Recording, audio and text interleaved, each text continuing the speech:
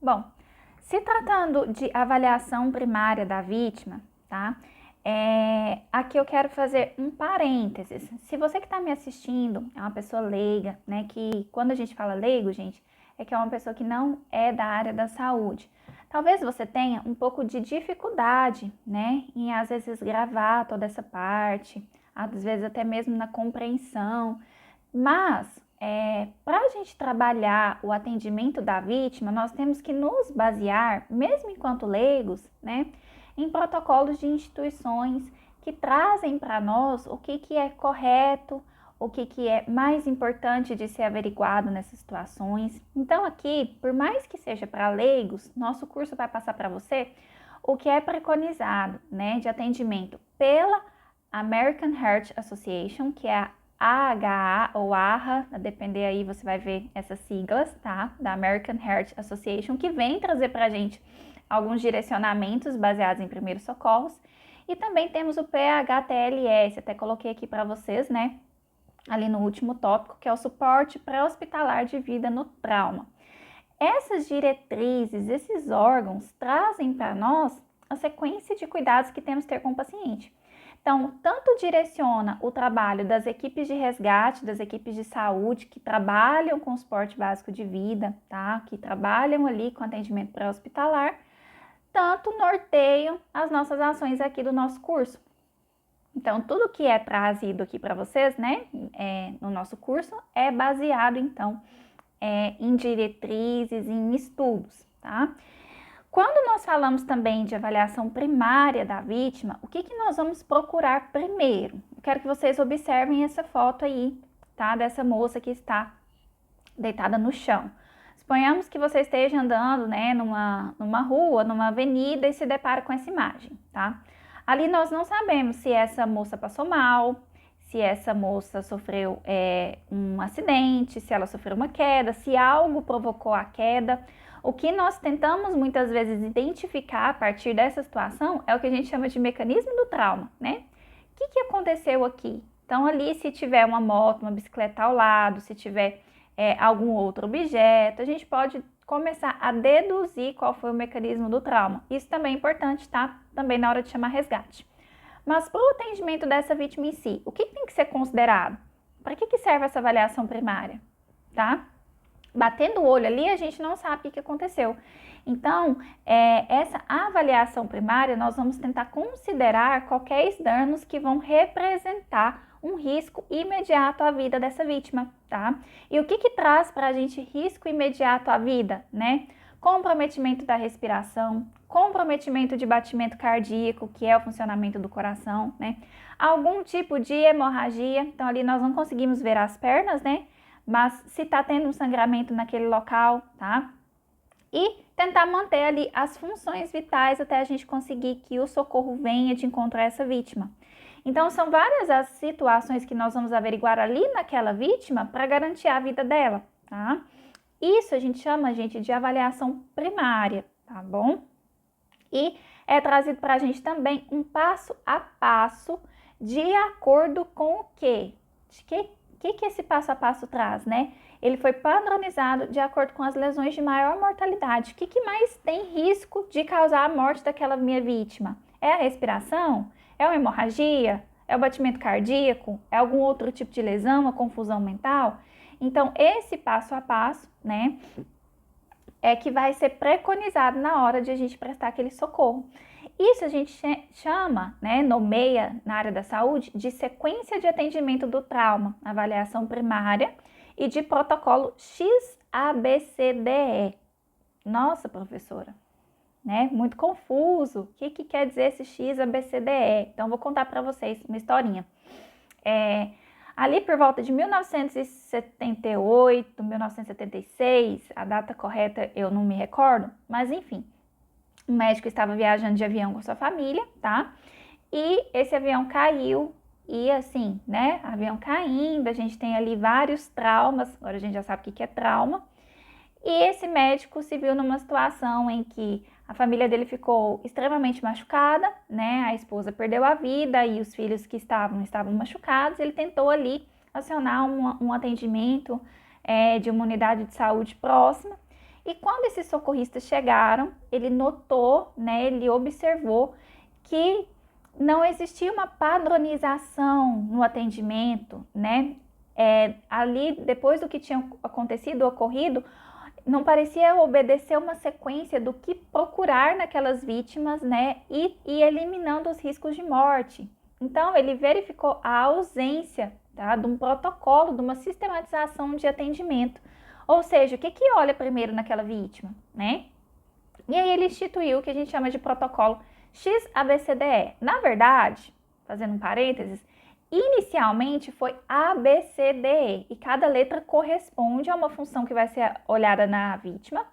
E aí depois teve-se uma mudança e colocou-se o X na frente, tá? Porque observou-se ali que os sangramentos, as hemorragias estavam matando mais do que a ausência da respiração. Então, hoje, né, como que é feito? É feito essa sequência, X, A, B, C, D, E.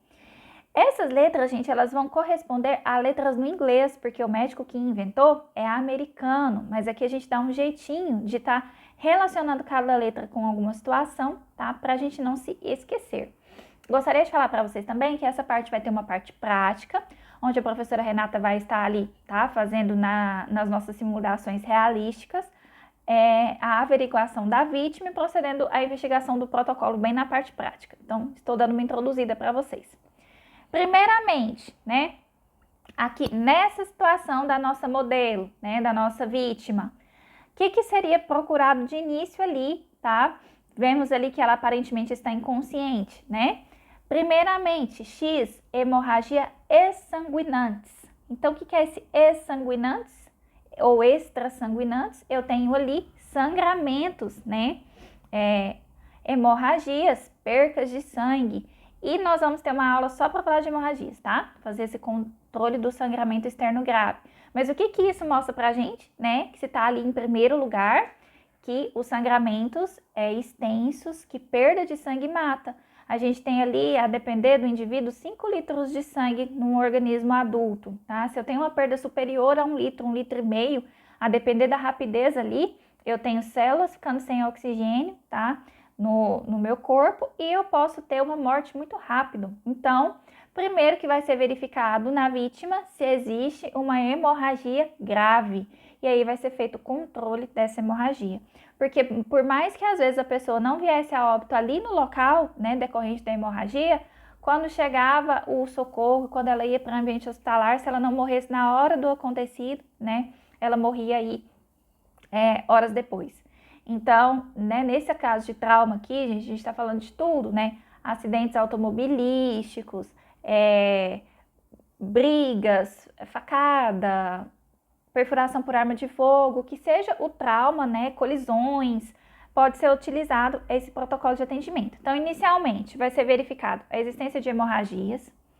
Número 2, a gente vai lembrar de AR. Então, se eu lembrei de hemorragia exsanguinantes com S, no segundo lugar, a gente vai lembrar o A de ar, de boa respiração, bom tratamento de via aérea, na verdade, tá? Confundi ele com o item 3. Tratamento de via aérea. Então, o que é esse tratamento de via aérea, gente? Quando uma pessoa ela tá inconsciente, muitas vezes, a depender do jeito que ela cai, igual está aqui, essa vítima, ela vai ter ali um relaxamento do pescoço, um relaxamento ali, uma flacidez que pode ocasionar a gente fala queda de língua, mas é a língua que ela é um músculo, né, ela fica flácida e ela obstruir a passagem de ar. Então é feito aqui, né, um procedimento para estabilizar essa parte aqui, né, da mandíbula, do queixo, e fazer com que as vias aéreas, o que é a via aérea? A via por onde o ar passa, minha via da respiração, né?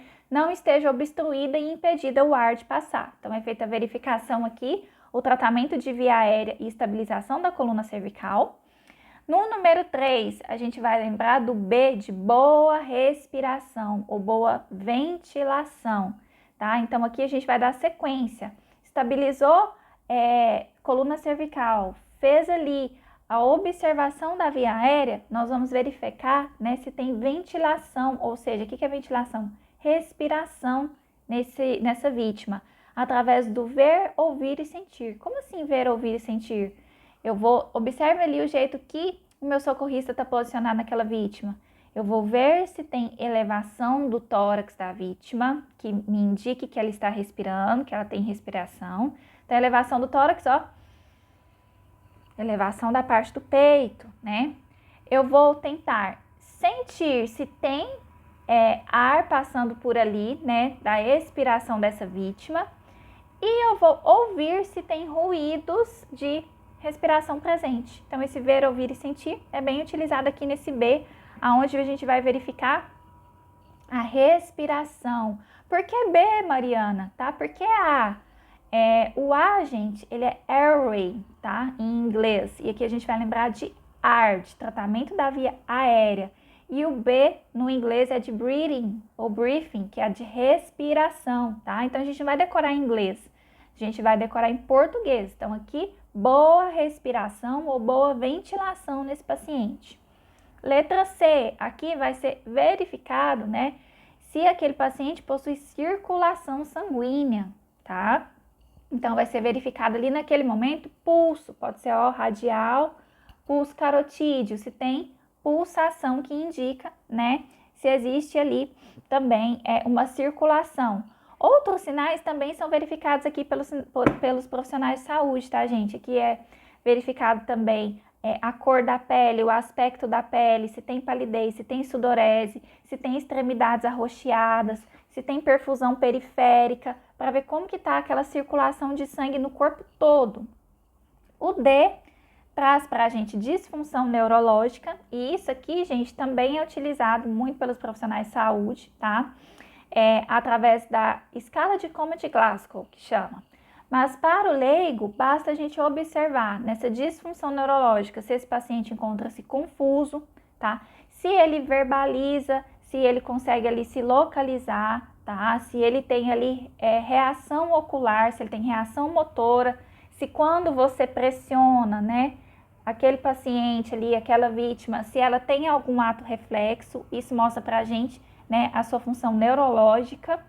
E a letra E é uma exposição, controle de hipotermia, vai fazer ali uma avaliação também nessa letra E de todo o organismo, todo o corpo daquele paciente, para ver se não ficou nada além de ser observado, para se identificar se existem lesões adicionais. Em alguns casos, a gente vai ter que fazer exposição dessa vítima, tá? Por exemplo, se eu vejo ali um sangramento em membro inferior, em perna, às vezes eu vou precisar cortar ali aquela calça para expor o ferimento, expor a lesão, prevenir de hipotermia, né? A gente sabe que a temperatura também é um sinal vital, então, se é necessário ali cobrir esse paciente, aquecer esse paciente para prevenir a perda de calor dele para o ambiente, tá? Então, aqui também é feito esse controle.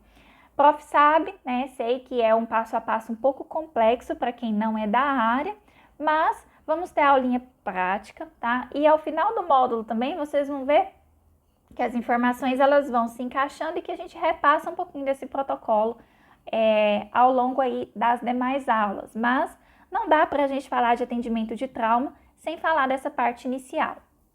Aqui eu coloquei para vocês, gente, algumas observações sobre o que eu falei anteriormente. Então, ó, aqui nesse A, observa aqui que está de azul, do tratamento da via aérea e estabilização da coluna cervical. Quero mostrar aqui para vocês, rapidinho, que aqui, ó, aqui a gente não está tendo a passagem de ar. Por quê? Porque eu tenho ali, né, um relaxamento desse músculo aqui, ó, que está impedindo a passagem do ar. Então, o ar que deveria passar por aqui, ele está sendo impedido.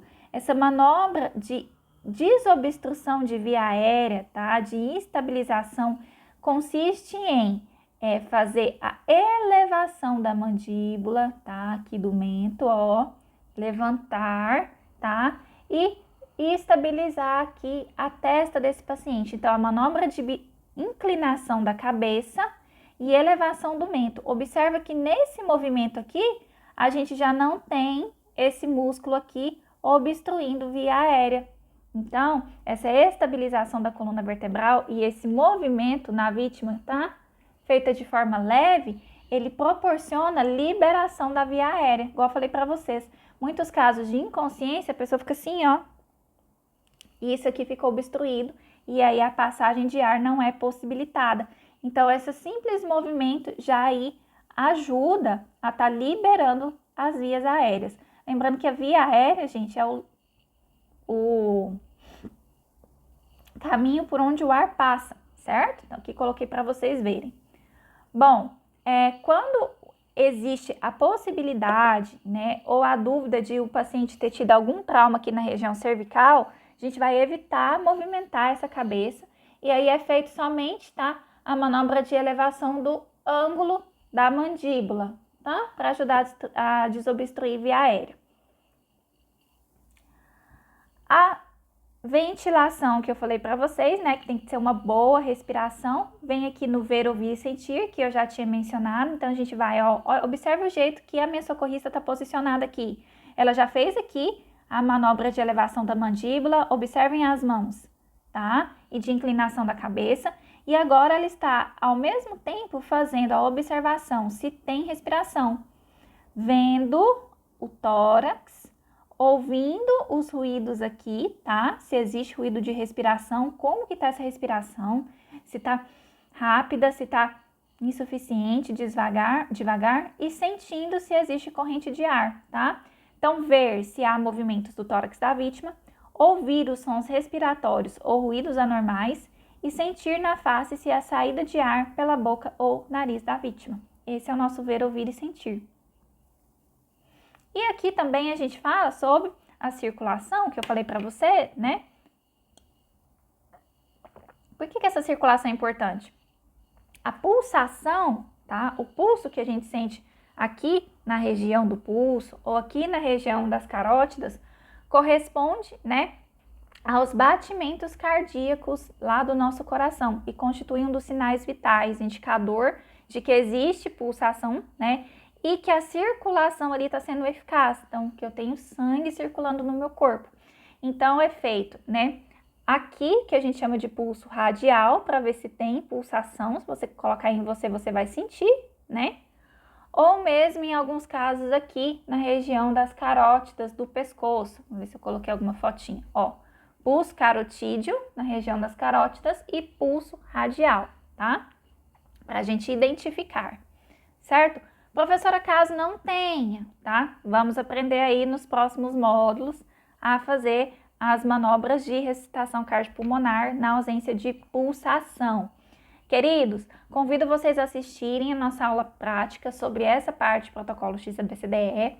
Por mais complexa que ela pareça, ela nos norteia, né, para os principais riscos à vida ali da nossa vítima, tá?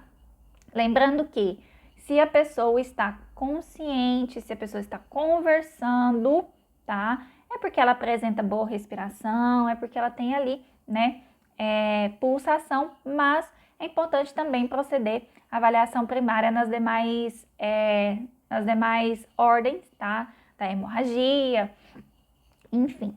E aqui, então, nós vamos dar seguimento, tá? Para nossa aula prática e, posteriormente, vamos falar aí sobre o controle das hemorragias, as queimaduras, as amputações, tudo nesse segundo módulo.